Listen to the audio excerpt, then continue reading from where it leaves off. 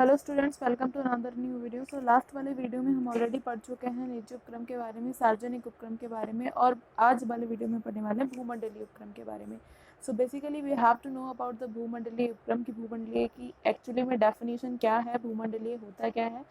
तो भूमंडलीय उपक्रम ऐसा व्यवसाय होता है जो दो या दो से अधिक देशों में चल रहा होता है। जो ऐसा कोई भी बिजनेस या व्यवसाय या दो से ज़्यादा कंट्री में चल रही होती है उसे हम भूमंडलीय उपक्रम कहते हैं, जिसे हम अंतर्राष्ट्रीय व्यापार भी कहते हैं।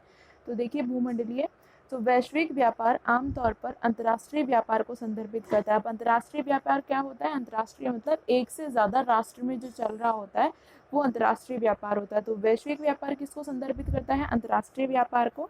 एक कंपनी जो पूरी दुनिया में व्यापार कर रही है उस व्यवसाय को वैश्विक उद्यम कहा जाता है। जो ऐसी कंपनी जिसने पूरी दुनिया में व्यवसाय किया है, जो ऑल ओवर द वर्ल्ड व्यवसाय कर रही है, उसे हम क्या कह रहे हैं? वैश्विक उद्यम कहते हैं। तो पहले भी बड़ी दूरी पर सामानों का आदान प्रदान होता था। इस तरह का व्यवसाय निश्चित रूप से वैश्विक नहीं था, लेकिन इसकी विशेषताएं ऑलमोस्ट समान थी। मतलब आज से पहले भी, काफ़ी टाइम पहले भी चीज़ों का इंपोर्ट एक्सपोर्ट होता था, लेकिन उसको हम भूमंडलीय उपक्रम नहीं मानते थे। सो वैश्विक उद्यम वे कंपनियां हैं जो दुनिया भर में काम करती है, ऑल ओवर द वर्ल्ड जो कंपनी काम कर रही होती है, पूरी दुनिया में जो वर्क कर रही होती है कंपनी, उसको हम क्या मानते हैं? वैश्विक उद्यम मानते हैं। वो जैसे कि नाम से समझ में आता है, इसका जैसे नेम रिफ्लेक्ट करता है कि वैश्विक का क्या मतलब होता है। वैश्विक मतलब विश्व में काम करने वाले उद्यम वैश्विक उद्यम हो जाते हैं। तो इनके विशाल आकार, बड़ी संख्या में उत्पाद, प्रौद्योगिकी में अग्रिम विपणन रणनीति और पूरी दुनिया में संचालन के नेटवर्क के आधार पर श्रेणियां हैं। तो काफ़ी तरीके से इन्होंने श्रेणियां बना दी कि जित आकार के आधार पर मान लो बड़ी सारी कंपनी है, उसके काफ़ी सारे बड़ी संख्या में उत्पाद मार्केट में आ रखे हैं। प्रौद्योगिकी में अग्रिम विपणन मतलब मार्केटिंग का भी उसका काफ़ी अच्छा एरिया है। रणनीति मतलब उसकी स्ट्रैटेजी जो है वर्क करने की, पूरी दुनिया में संचालन के नेटवर्क मतलब अलग अलग कंट्री में अलग अलग उन्होंने अपने नेटवर्क स्थापित किए हुए हैं। इनको हम क्या कहते हैं? भूमंडलीय उपक्रम कहते हैं। तो कई देशों में अपनी शाखाओं के एक नेटवर्क के माध्यम से वैश्विक उद्यम अपने औद्योगिक और विपणन कार्यों का विस्तार करते हैं। लेट्स सी कि इंडिया में भी अगर किसी का बिजनेस है, उसे अमेरिका में भी बिजनेस चलाना है, तो उसके लिए उसे क्या करना पड़ेगा? नेटवर्क स्थापित करना पड़ेगा। तो वही बात कही गई कि देशों में अपनी शाखाओं के एक नेटवर्क के माध्यम से वैश्विक उद्यम अपने औद्योगिक और विपणन कार्यों का विस्तार करते हैं। विपणन का मतलब होता है मार्केटिंग और सेल्स से रिलेटेड जितने भी वर्क आते हैं वो विपणन में आ रहे होते हैं। ठीक है, नेक्स्ट आता है, एक वैश्विक उद्यम वह है जो दो या दो से अधिक देशों में कार्य का संचालन कर रहे हैं और उनका भी प्रबंधन कर रहे हैं। कि अगर इंडिया में अगर इसका काम हो रहा है, अमेरिका में काम हो रहा है, जापान में काम हो रहा है, तो तीन कंट्री हो गई, तीन कंट्री में काम हो रहा है, तो मतलब ये भूमंडलीय उपक्रम हो गया।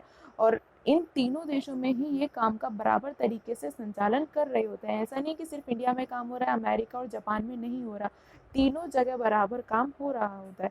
ठीक है, तो उदाहरण के लिए Unilever Limited, Coca Cola, Samsung जैसे ये अलग अलग कंपनी है। अब लेट्स सी कोको कोला कहीं और की कंपनी है, जैसे कि सैमसंग है, वो कोरिया की कंपनी है ना। तो कोरिया की कंपनी कोरिया की है, लेकिन इसके मोबाइल सभी जगह पे सेल होते हैं। तो ये भी एक भूमंडलीय उपक्रम हो गया। तो बेसिकली भूमंडलीय उपक्रम ऐसा कोई भी उद्यम जिसका business all over the world में चल रहा होता है वो भूमंडलीय उपक्रम होता है। या फिर ऐसी कोई भी कंपनी जिसका बिजनेस दो या दो से ज़्यादा कंट्री में रन कर रहा होता है, चल रहा होता है, उसे हम भूमंडलीय कहते हैं। अब इसकी विशेषताएं आती है। पहली है कि ये विशाल पूंजीगत संसाधन है। पहली विशेषता इसकी दी गई है कि विशाल पूंजीगत संसाधन है। कैसे है? इन उपक्रमों के पास काफ़ी मात्रा में पूंजी होती है, जिससे ये विभिन्न स्रोतों से धन जुटा सकते हैं। अब जैसे कि दो या दो से ज़्यादा कंट्री में अगर ये काम कर रही है, इसका मतलब इसके पास कैपिटल भी अच्छी खासी है, इसके पास कैश भी काफ़ी सारा है, तभी ये एक से ज़्यादा कंट्रीज़ में वर्क कर रही है।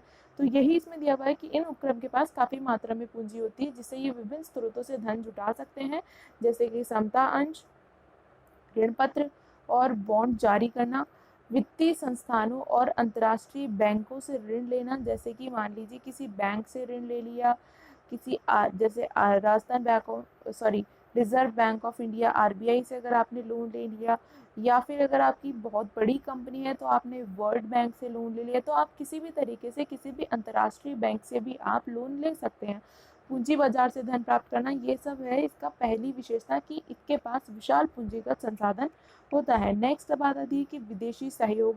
अब विदेश में अगर कंपनी काम कर रही है तो वहाँ से सहयोग मिल रहा है, तो बेसिकली नॉर्मल सी बात है। तो ये कंपनियां किसी भी देश की सार्वजनिक या निजी क्षेत्र की कंपनियों के साथ गठबंधन करके उस देश में अपने उत्पाद का विक्रय करती है।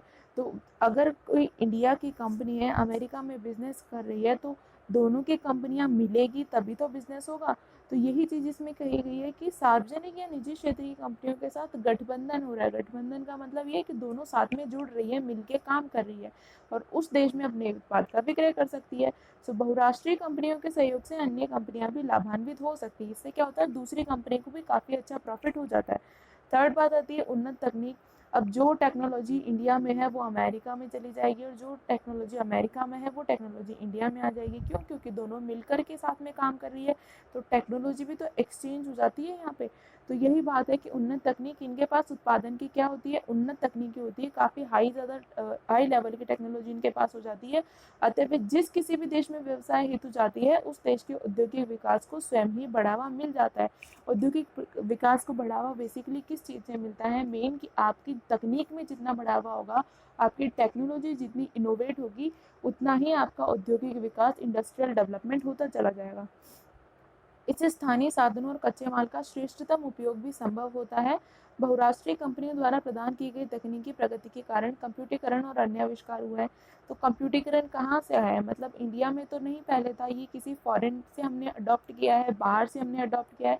पहले बाहर कंप्यूटर चले, फिर उसके बाद में इंडिया में चले। तो ये तकनीक है, ये तकनीक का ही तो इनोवेशन हो रहा होता है हर बार। तो ये बेसिकली किससे होता है, भूमंडलीय उपक्रम से होता है। नेक्स्ट विशेषता आती है केंद्रीकृत नियंत्रण। कर्मों का मुख्य कार्यालय अपने ही देश में स्थिर होता है और अपनी समस्त शाखाओं और सहायक इकाइयों पर पूरा नियंत्रण रखते हैं और ये रोज के कार्य में हस्तक्षेप बिल्कुल नहीं करते। कि मान लीजिए किसी कंपनी का, जो कंपनी का हेड ऑफिस है इंडिया में है और अमेरिका में भी उसकी ब्रांच है, लेट्स सी जापान में भी उसकी ब्रांच है और चाइना में भी उसकी ब्रांच है, 3 जगह उसके अलग अलग उसने ब्रांच लगा रखी है, लेकिन काम तो एक्चुअली में कहाँ से हो रहा होगा, इंडिया से हो रहा होगा। तो यही बात है कि इसका नियंत्रण क्या होता है, केंद्रीकृत होता है, सेंट्रलाइज होता है। कि जब हमने डिसाइड कर लिया कि हेड ऑफिस से वर्क हो रहा होगा, तो वर्क कहाँ से हो रहा होता है, हेड ऑफिस से ही हो रहा होता है। तो मुख्य कार्यालय अपने ही देश में स्थिर होता है। जिस देश में कंपनी होती है, जिस देश में काम शुरू से स्टार्ट किया जाता है, उसी देश में इसका मुख्य कार्यालय बना दिया जाता है और अपनी समस्त शाखाओं और इकाइयों का पूरा नियंत्रण रखते हैं और रोज के कार्यों में हस्तक्षेप बिल्कुल नहीं करते या फिर ना के बराबर हस्तक्षेप करते हैं।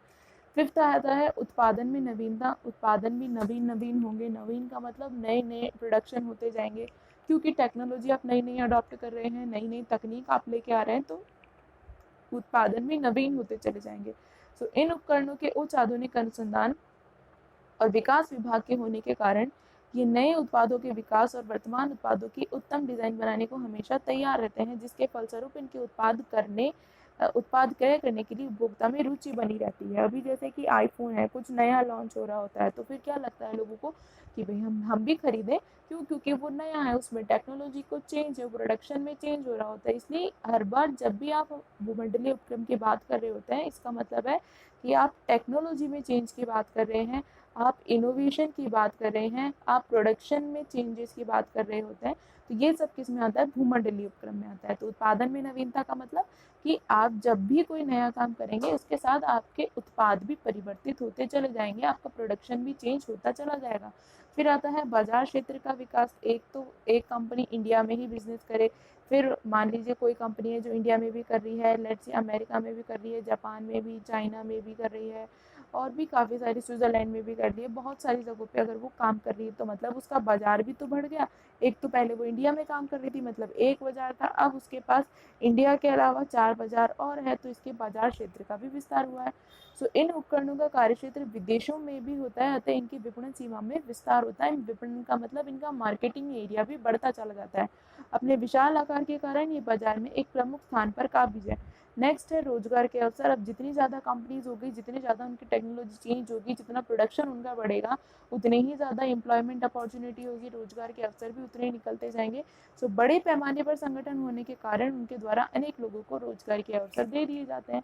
ये सब थी भूमंडलीय उपक्रम की विशेषताएं। So we already studied about the निजी सेक्टर एंड सार्वजनिक sector. And if still do you guys have any problems and queries, you can do comment on this video. I will surely try to sort out all your doubts and queries.